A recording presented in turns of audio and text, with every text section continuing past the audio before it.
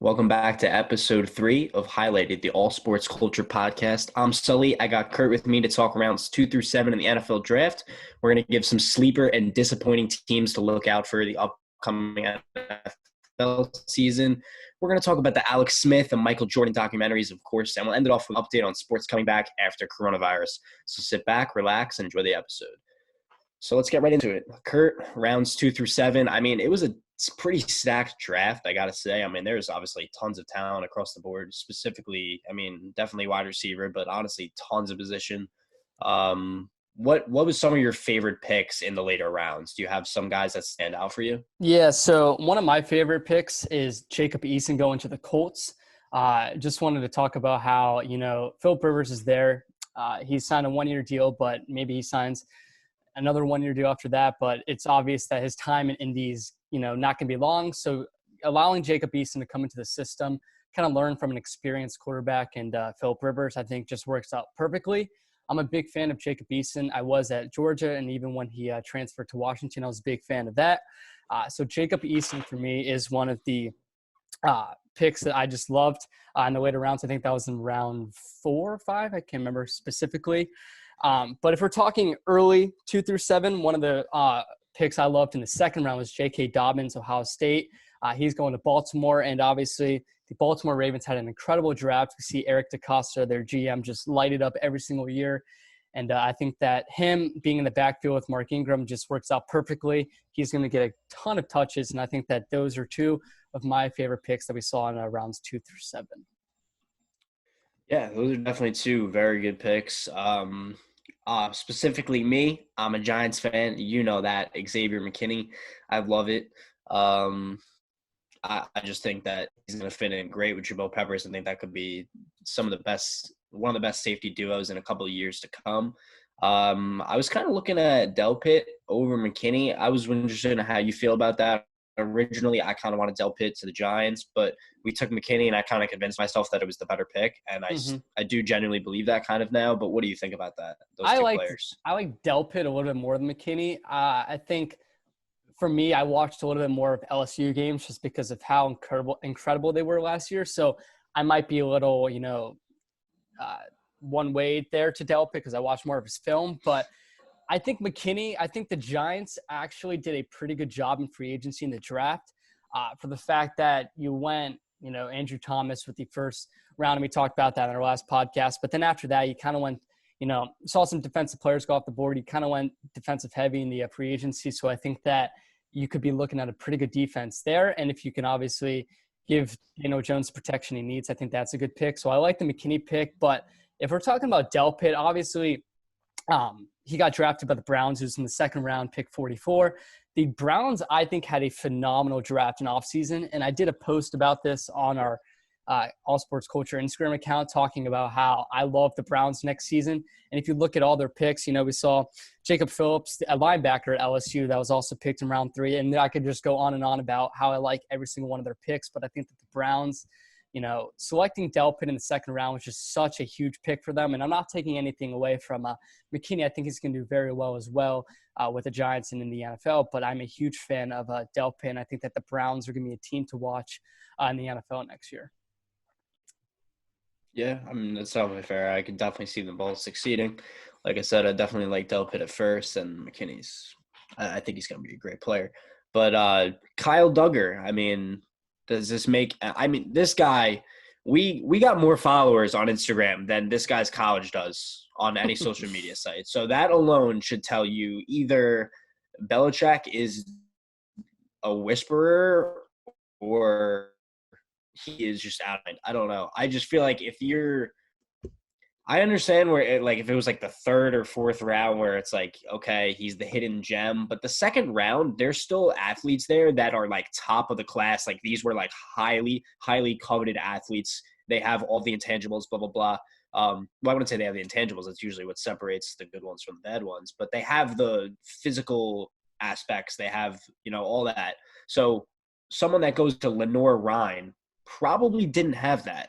So if you're taking that guy in the second round, it just seems like I don't know. It just seems like a cap potential to me because I just feel like he's not as athletic as every other player or But do you know anything about this guy? Because obviously I know nothing. Yeah, so when I was doing a little bit of draft research, me being a Redskins fan, I was hoping that I was looking at some players we could get late in the draft that help our secondary because that's obviously an issue. But Kyle Duggar came up on my radar, and me being a North Carolina native, Leonard Ryan is in North Carolina, so I was like, let's do a little bit of film on him, and he was good.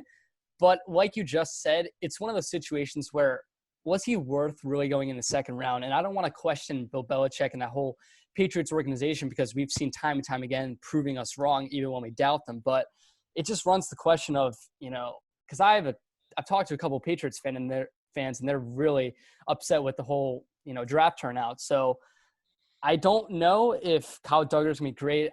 Obviously, me and you, we just don't understand the pick. But it could be just one of those situations, again, where, Bill Belichick proves us wrong and he turns out to be an absolute stud in the NFL. But I don't understand the pick. And like you said, there's just so many other, I feel like, better players that were on the board when he got selected. And I think all of us were kind of in shock when he was taken off the board. But it's kind of unfair for us to give this man criticism when we haven't seen him play yet.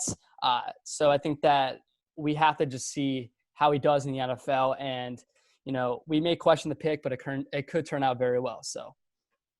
Oh, yeah, I totally agree. I mean, honestly, predicting a lot of these guys' careers, especially when you get past like the first and second round, it's a lot of just about the opportunity they get and stuff like that. But I just want to say I'm reading the NFL.com breakdown of the Kyle Duggar pick, and the last sentence says, as an outstanding punt returner, he can make significant contributions as a two-phase playmaker for the Patriots. If you're picking someone in the second round and your analysis says they're a great punt returner, right? I think that's a little bit of an issue. But also, I don't know. And if these analyses, they're all over the place. They don't know what they're talking about. Obviously, not as smart as all sports culture, but no one is. So, what are they going to do? Yeah, but I mean, I think the number one most surprising in the draft, I would say, it's got to be Hertz to the Eagles, right? Yeah. So with Hertz, I didn't get the pick, and it's just it made me just really shocked because I don't know if they want to mimic something where it was like Carson Wentz and Nick Foles, but are you that unconfident in Wentz's health situation? That's what I'm questioning because they are. Obviously, right. They're going to obviously say we love them both and we have so much faith in Carson Wentz. But do you have that much faith in Carson Wentz where you're going to draft a quarterback? And this isn't a diss against Jalen Hertz, but he's a big question mark in a way. He could be really good or he could just turn out really bad. He just has a high ceiling, but he also has a very low floor. So with Jalen Hertz, I didn't like the pick. But I don't really know what their direction is. They maybe want to use him in some sort of like wildcat situation, but I really just don't know the direction they're heading in with this pick, but I'm interested to see what you have to say about the pick.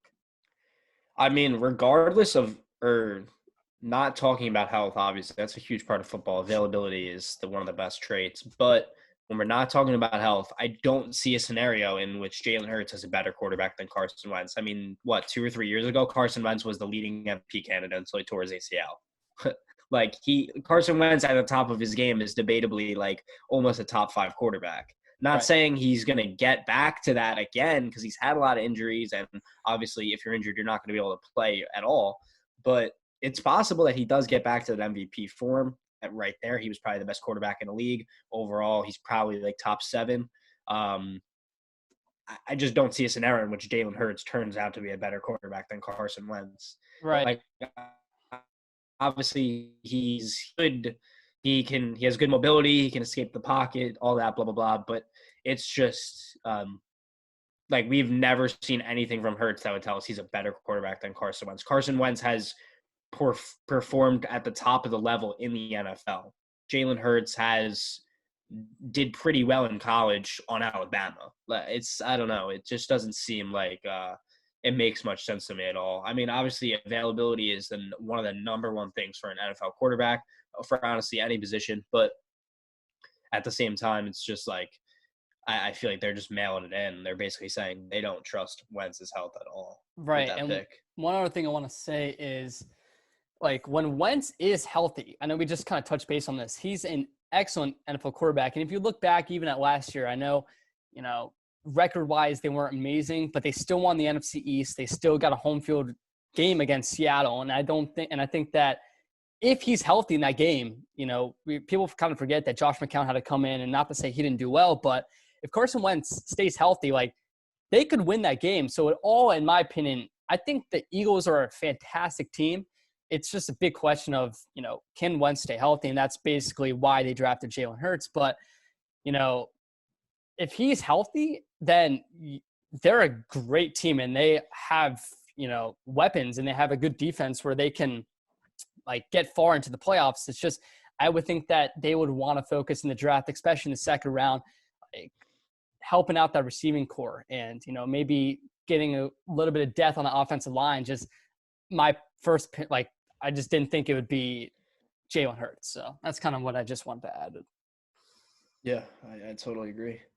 I think a team that had at least a very good first two rounds was it's got to be the Cowboys, in my opinion. I mean, they got Diggs 51st overall. I think he's going to be a solid cornerback. They obviously needed a cornerback after Byron Jones left. And they got CeeDee Lamb at 17, which is really good value. And the report came out today from The Athletic saying that they had no intentions of drafting a wide receiver, which makes sense because they obviously have Cooper and they have Gallup and they have Zeke. That's pretty much their offense.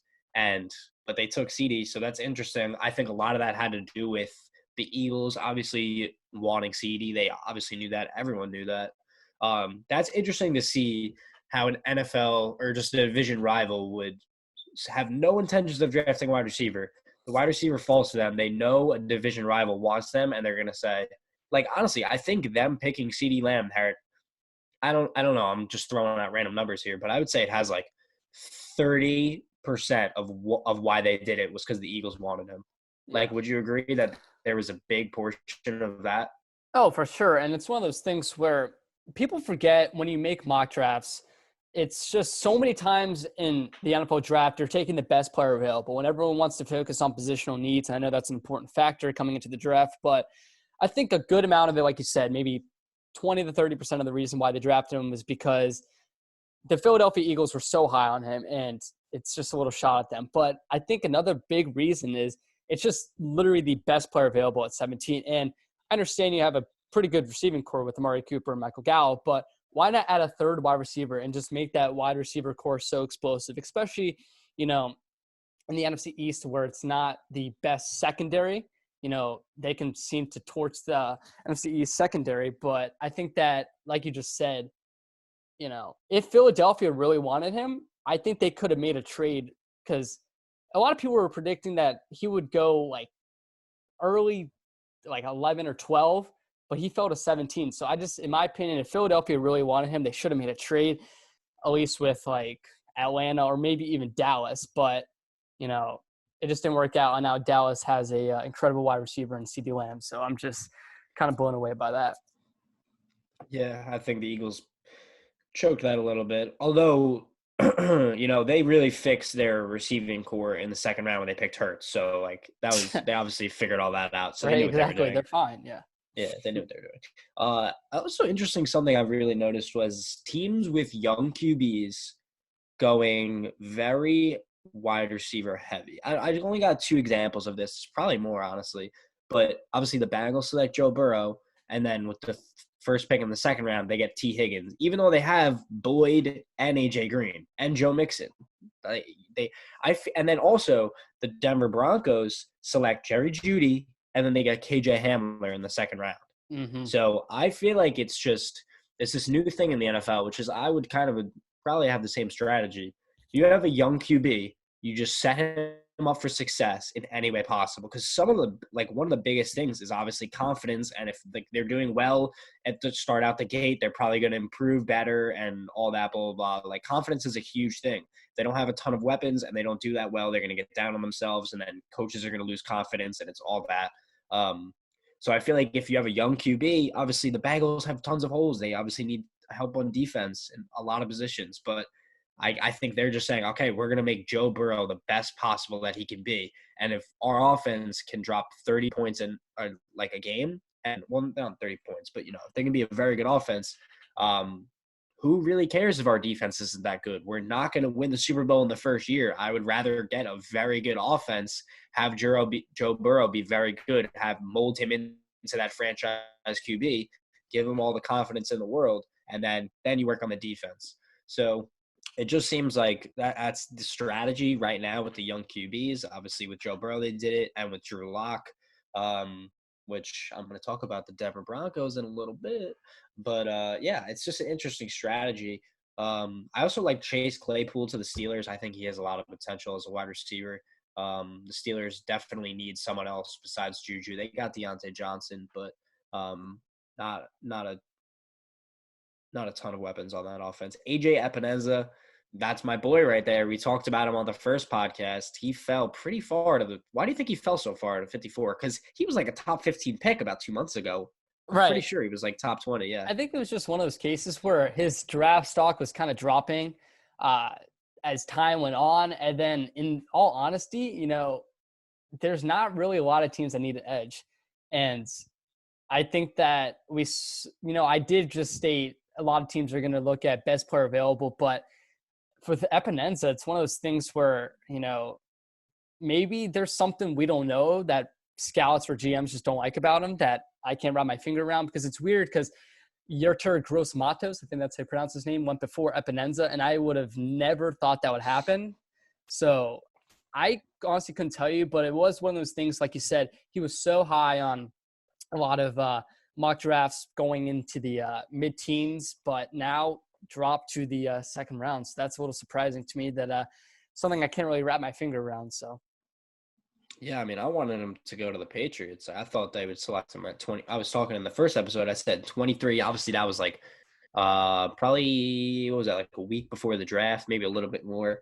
I said I wanted him to go 23 to the Patriots, and they obviously traded out of that pick. But he was there at 37, and they took Kyle Duggar, who I just don't see a scenario in which Kyle Duggar is a better NFL player than Epineza. But I don't know. I've been proved wrong before, and if anyone's going to do it, it's going to be Bill Belichick. So, exactly, yep. I don't hate it. But A.J. Dillon, what are you doing? I just don't understand. The Packers just drafted. I mean, we've already talked about the Packers draft a ton, but yeah, they really just drafted their best. Probably they're one of their two best positions, and they drafted them in the first and second rounds. So, I mean, A.J. Dillon there's a decent chance he turns out to be better than Aaron Jones. I mean, Aaron Jones is a really good running back, but A.J. Dillon can, in my opinion, Aaron Jones is actually. I want to wonder what you think about this. I think he's a lot worse than people think that he is, or he's a lot worse than people view him as. People think he's like one of the best running backs in the NFL, or extremely underrated for most people. I think he's extremely overrated. I think if there's a hole for Aaron Jones, he's going to hit it. He can hit it hard. He's fast through the holes, but in my opinion, if that hole is really not there, he doesn't have anything. Yeah, with Jones, I think it's a little bit of a combination of having a great support system and then having Aaron Rodgers as quarterback. I mean, I think he's a good running back, and I wouldn't consider him overrated. I think he really, in all honesty, just gets the respect he deserves. So I'm not the biggest, to go back to the draft, though, I think it's weird that you're taking A.J. Dillon, and talk about the Packers draft as a whole. It was so bad. It was terrible. And, I kind of thought, because, having some time to think about round one, at first I was like, what are you doing drafting Jordan Love? But then I thought about it for a little bit, and I thought it was actually a pretty good move. But if you're looking, this is kind of what I was thinking with the Packers. You take Love at 26, which they did. And then I thought they were going to go pretty heavy on wide receivers and just tell Aaron, look, we're giving you a bunch of weapons right now. We got Jordan Love that's just sitting right behind you. If you don't get us to the Super Bowl, Love's coming in. I thought it was going to be one of those situations where they give Rodgers a bunch of help, but just say Love is right here if you're not getting the job done. Because they're so close to a Super Bowl. People forget one game away from going to the Super Bowl last year. But then they just did not do that at all. They went in so many weird positions, and I was like, what are you doing? and then in round 2 taking A.J. Dillon. And like you said, you don't have to like Aaron Jones, but I think we all can agree that A.J. Dillon pick was just a little weird, and I don't know how he's going to fit into that Green Bay system. And then you just go down through rounds 3 through 7, and you're all just still shaking your head. And it's crazy that the one position they needed was wide receiver, and they did not take a single wideout. It blows my mind. And I don't understand what Matt LaFleur, and the GM of the Packers sees in their receiving core is like, I know they have Devontae Adams, but besides that, what stands out to us? And, I thought that you had to go wide receiver in the draft, and they didn't. And that's why, to me, they had a pretty bad draft. Yeah, I think it's crazy they didn't get some weapons for Rodgers. I mean, obviously we have that crazy stat that everyone was like mind blown over, the fact that Peyton Manning has 293 passing touchdowns to a first-round pick, and Tom Brady has like 105, Drew Brees is like 104, and Aaron Rodgers is 1, and they didn't even draft him. It was Mercedes Lewis, who was drafted by the Jaguars. Yeah. So obviously a lot of people brought up the fact that, Jordy Nelson and Donald Driver weren't first-round picks, and they were obviously very good. Greg Jennings, those are great wide receivers. All 3 of those guys are really good, and it makes sense that if you have really good wide receivers, if you have Jordy Nelson and Donald Driver and Greg Jennings on the same team, then you don't really need to spend a first-round pick on a wide receiver. And I get that, but now was the time to change that narrative. Now was the time to actually get him those first-round picks, because you don't have those wide receivers, and they didn't do it. So now the stat just actually makes a lot of sense, which is kind of crazy.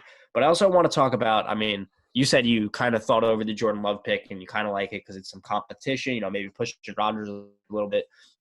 And, they were the same age, both 36 years old when Jordan Love was drafted. But here's the way I view it. Aaron Rodgers was considered to be a better talent than Jordan Love in the draft.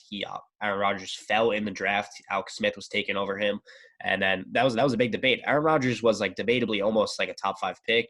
And then obviously there were teams that didn't need QBs. He fell all the way to 25, 23, somewhere around that 25. range, 25. And they fell into the Packers' lap. Now, Jordan Love, he's more of a high-risk, high-reward project type of quarterback, and they traded up to get him. And like you said, the Packers were 1 win away from the Super Bowl, but now also going against my point, a lot of people are saying, 1 win away from the Super Bowl, blah, blah, blah. You got to help them get over that hump.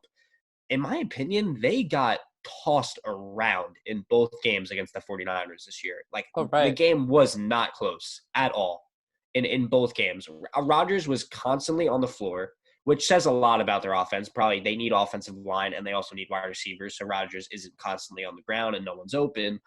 But in my opinion, they weren't close. So my argument is, okay, the draft circumstances for both quarterbacks weren't the same, as much as people want to make these comparisons to Rodgers and Favre. In my opinion, Rodgers is obviously a better quarterback than Favre. Favre was throwing 15 to 20 interceptions a game. He's a gunslinger. Favre was a great quarterback, but he was throwing 20 interceptions in a season, whereas Rodgers is throwing 4 to 6 every year. He threw 2 years ago. Right. The year before they drafted Rodgers, Favre had a decent season. I think he had like 30 touchdowns and 15 interceptions, which is a decent season, but still a lot of interceptions. But he also lost in the wild card first round. Packers obviously won a game from the Super Bowl, but they still got destroyed in that game, in my opinion. But yeah, I just think a lot of people are making these comparisons to Jordan Love and Aaron Rodgers, their draft circumstances, but I actually think they're pretty different. It just seems like the Packers, Rodgers fell into their lap, and with Jordan Love, they traded up for him.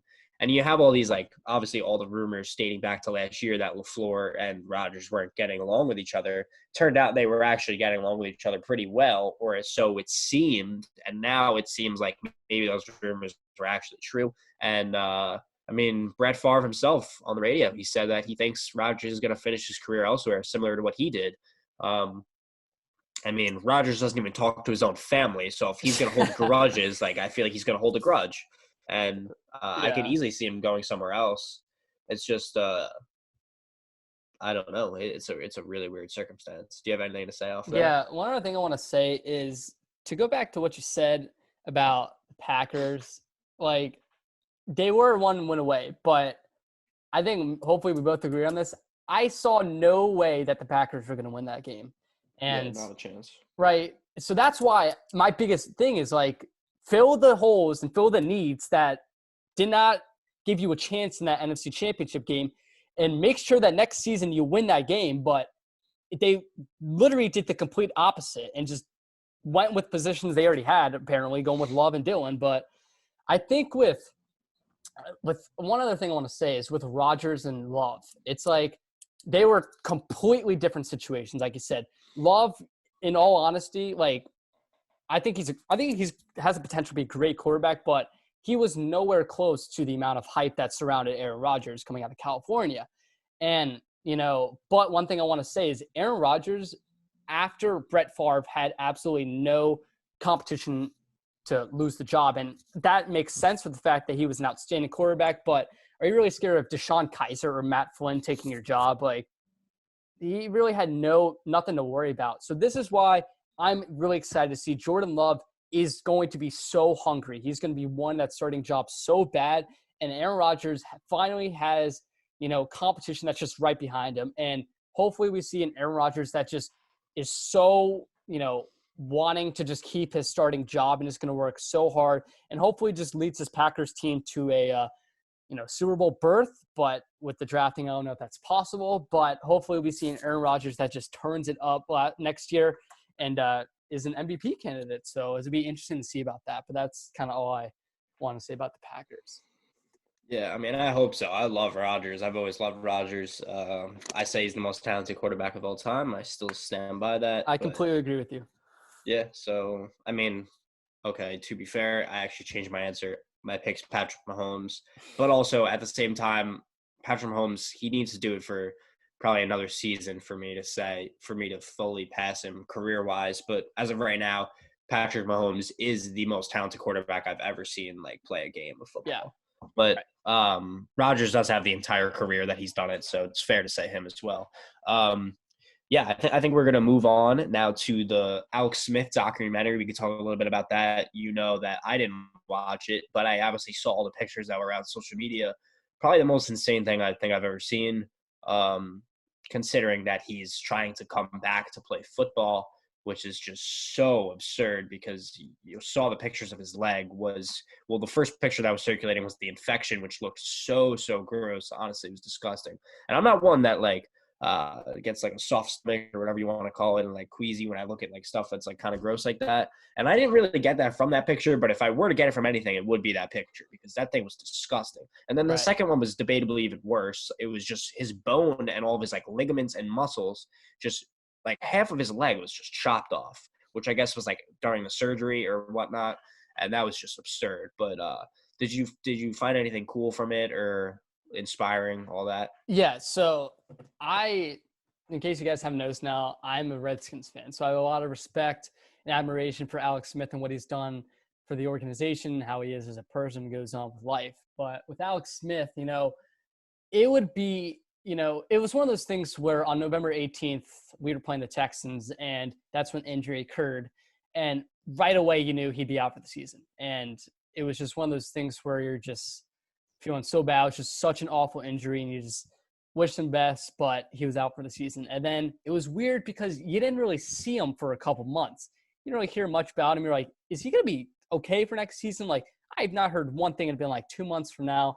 And then obviously a little bit of news comes out. You see the big, whatever that was on his leg, that cast, or I don't even know, but it was just – yeah, it was like a machine on his leg. Yeah, right. I don't know what the right terminology I'd use there, but it was crazy. And then, with the whole Project 11 documentary, it just showed people that this was really bad of an injury, and just the pictures were so graphic, like you said. And I stand by this. If he returns to the football field, and in all honesty, I don't think he's going to play football again.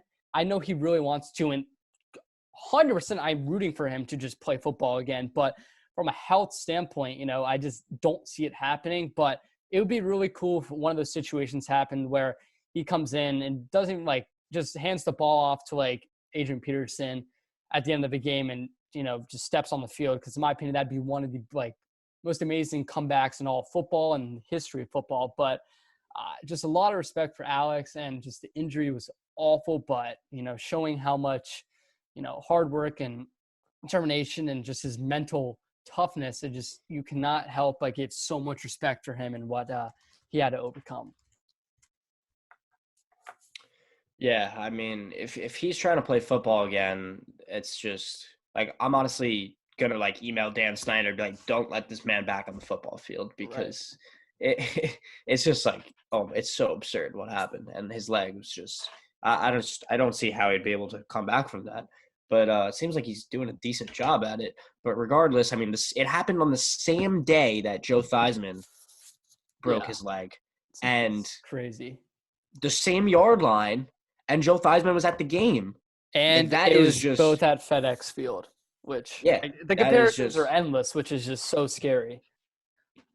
Yeah, I don't know, dude. I think there's some supernatural stuff going on there, if you ask me. Yeah, it's crazy. But obviously, we just hope for the best for Alex and hope that he gets back to an incredible health standpoint. So.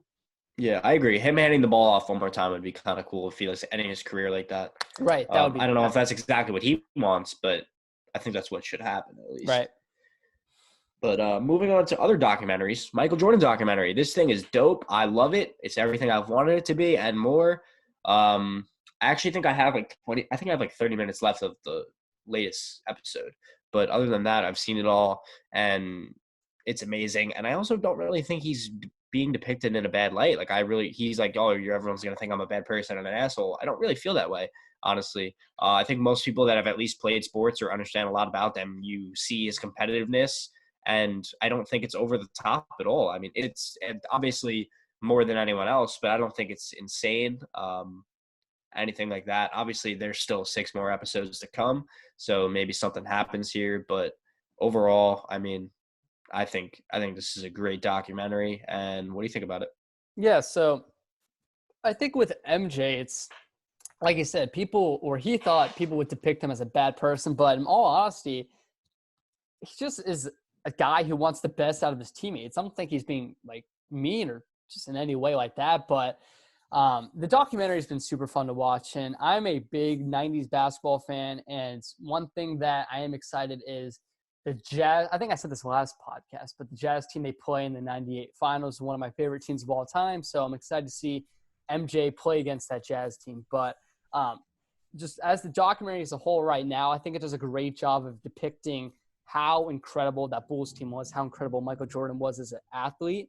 And it's really cool to understand kind of the small things people didn't realize.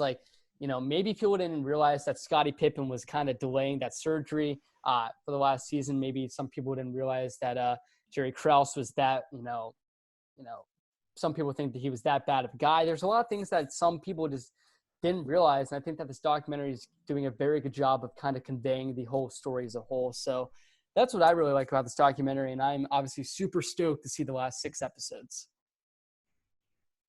Yeah, I agree. It's going to be a great end to it. Thing I want to talk about, Michael Wilbon said that nobody from today's NBA would dominate in the 80s and 90s, which I think is one of the more absurd things I've heard. It's just as absurd as someone saying Michael Jordan wouldn't dominate in today's era, in my opinion. Right. If you're saying KD and LeBron James can't go into the 90s and dominate, who in the 90s was 7 foot tall and could dribble almost as good as anyone and can hit from anywhere on the court? Who was that kind of player? There wasn't. And the thing, what I kind of want to say is I think Kevin Durant would be so good in the 90s. And like you just said, we've never, in the 90s, it wasn't really a shooting league. We've seen that transformation, at least in the 2010 era. But with the 90s and even the 80s, it was one of those things where it's a lot of players found their success going to the rim. We saw it with the Jazz with the pick and roll, and we just saw it with Bulls with the whole triangle and just getting the ball to the rim. But Kevin Durant with, his ability to shoot the ball being that tall, with his handling ability, I think would just be absurd. with LeBron, there's no debate. He would dominate. He would just be incredible. But the thing with LeBron is, he finds a lot of his success getting to the rim. He's just so strong and powerful.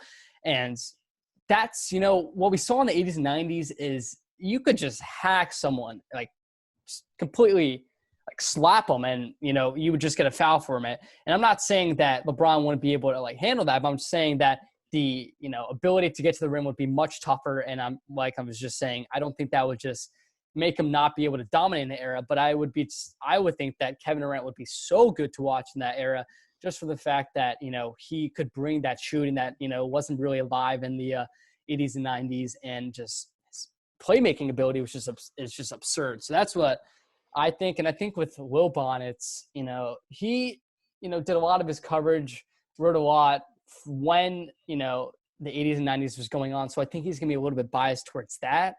So that's kind of why I think he made the comment, but I personally disagree with him. And I think that, like we just said, Kevin Durant and LeBron would still dominate in that era. Yeah, I agree. I definitely agree with the point where he covered the 90s, probably covered the Bulls a ton, and that's why he likes them so much. And I think that's the case with a lot of these guys on TV. I mean, Skip Bayless is the same way. I mean, Skip Bayless had LeBron James ranked 9th at his top 10 greatest players of all time, I think. At that point, it's not real, right? Like, it's just you're making a list for clicks and whatnot, clickbait. Yeah. If you're putting LeBron 9th, anyone that has any idea about sports can tell you that list is completely wrong, which is kind of crazy to me that they can just make these lists and they get paid $20 million a year to do it. Yeah, it's right. absolutely crazy to me. But yeah, that's sports these days. It's all about clickbait. And obviously, like you said, the old guys I don't want to say old guys, but they are old. Talking about just reliving the 90s and thinking that Michael Jordan is a god, which he is close to it, as Larry Bird would say.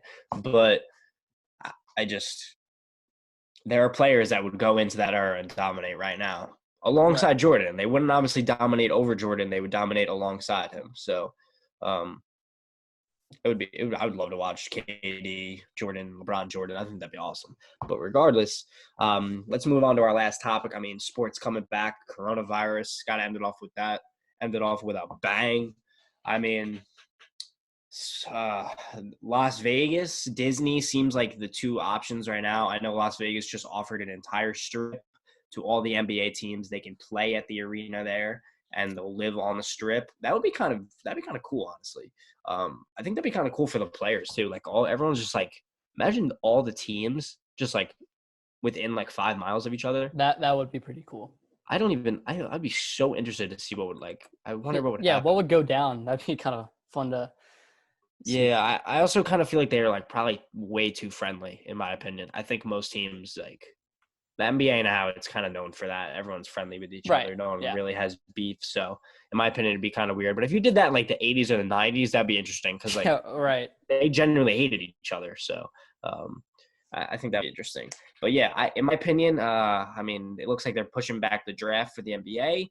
They say they're going to delay next season. I think this is probably going to have a permanent effect on the cycle of sports, honestly. I mean, NFL might get delayed a little bit, and it just stays like that every single year because once you delay it once by 3 or 4 months, you kind of got to keep it like that, because then you can't just start the next season 3 months earlier. Yeah. You just don't have enough time. So we could see a big delay in sports just all across for forever, just them starting about 3 months later and whatnot, which would be really weird. Definitely something to get used to. But do you think, I mean, obviously, just as much as I do and just as much as anyone else for the most part, but would you like to see them do it in Las Vegas with no fans, one arena, maybe Disney? What do you think? I think it would be cool, at least in Vegas, like you said. I feel like the players would like it. And, it's one of those things where you got to get the players' approval if you want to, like, kind of, do the league or the season in a different way than normal. But I think Disney would also be a pretty cool place. And it's one of those things where I really just don't know what's going to happen. With sports, though, like you were saying with the NFL, the good thing with the NFL is nothing really has been delayed. The draft was on time. It was virtual. So hopefully we'll see the start of the season. Even if it's without fans, I would still take it. But with the NBA, pushing back the lottery, pushing back the draft, that, in all honesty, has to probably mean push back the season.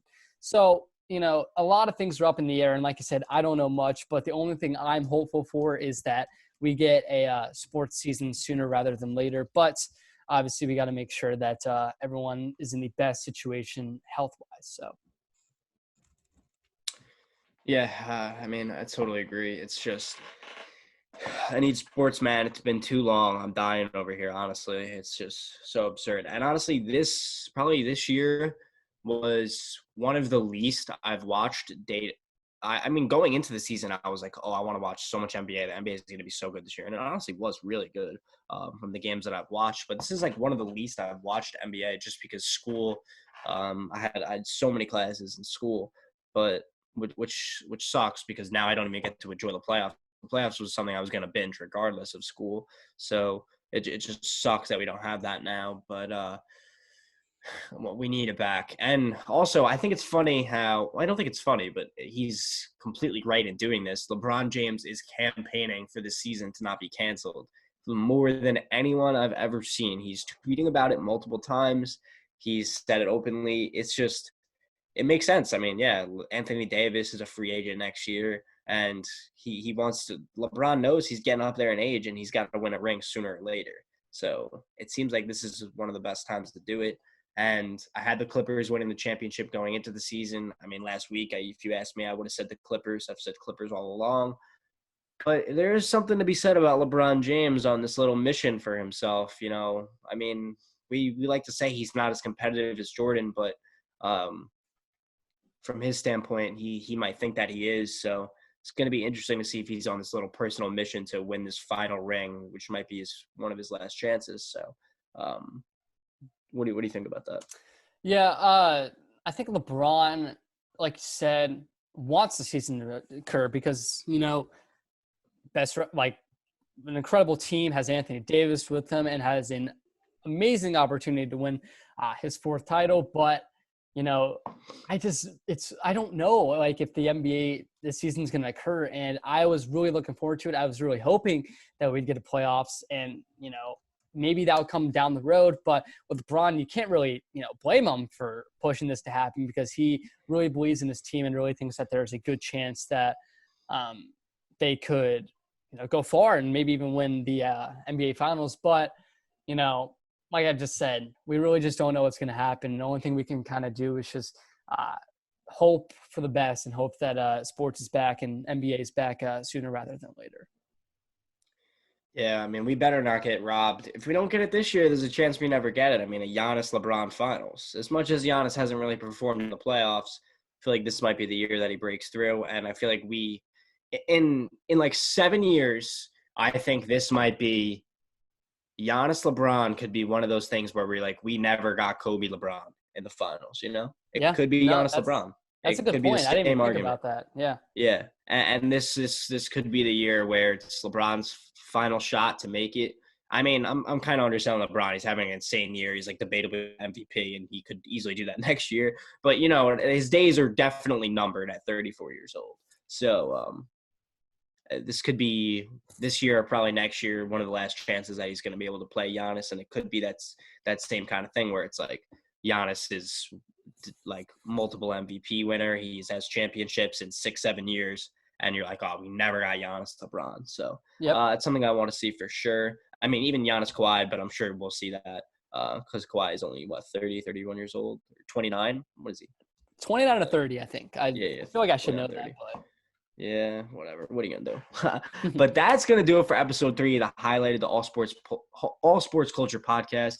Thanks for tuning in. If you enjoyed, make sure leaving a review on iTunes or a like if you're watching on YouTube.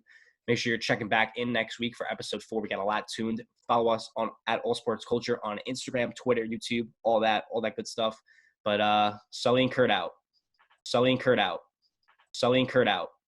Sully and Kurt out. Sully and Kurt out.